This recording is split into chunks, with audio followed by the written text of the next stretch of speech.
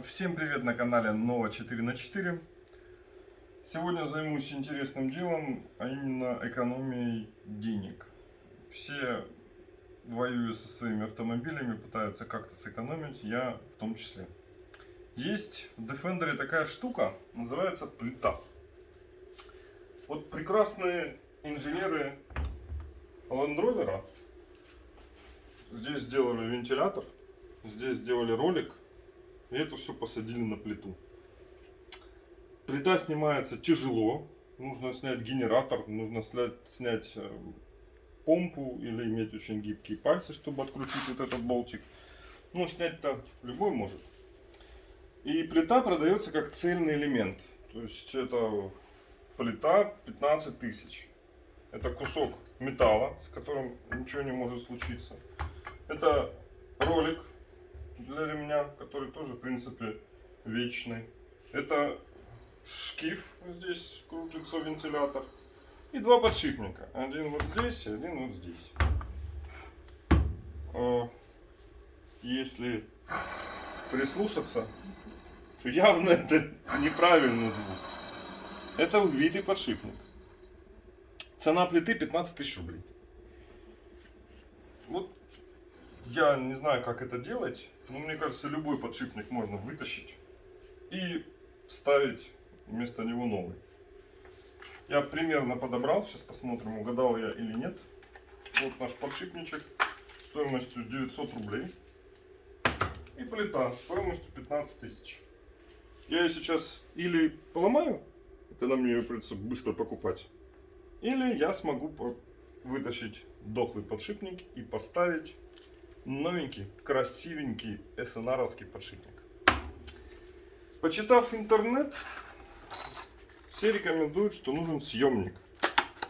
Вот это съемник. Я не представляю, что им делать. Сейчас попробуем.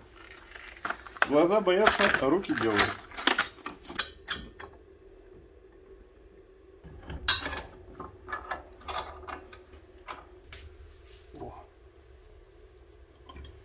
Так, теперь часть канала.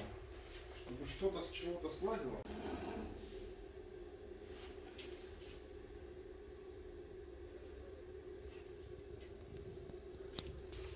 Ты смотри, идет, а? Магия. Офигеть. Простите за выражение. Я удивлен, что это работает. Опа! Я, конечно, могу ошибаться, но судя по тому, как оно здесь стоит, вот эту центральную часть надо просто выпрессовать вниз.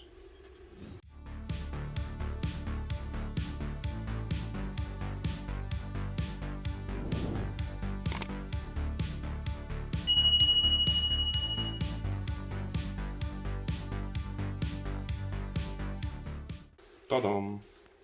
Без повреждений вытащили вот такую запчасть. Выпрессовываем убитый подшипник.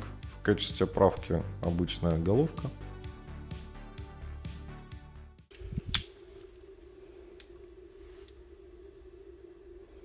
Похож.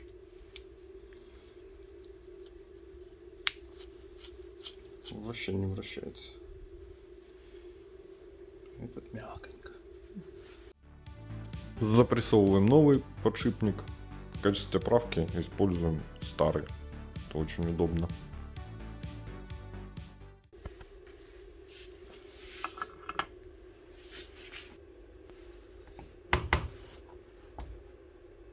Наверное, надо точно так же делать. Упереть вот так и давить, чтобы железо давило об железо.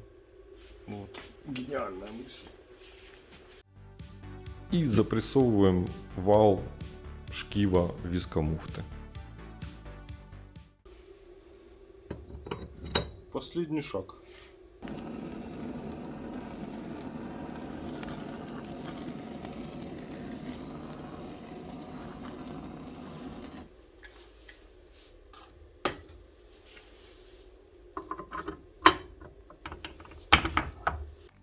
Снизу поставил упор и молотком насадил шкив на свое место. Все прекрасно вращается, все хорошо. Всем спасибо. Надеюсь, мой способ кому-нибудь пригодится и сэкономит 14 000 рублей.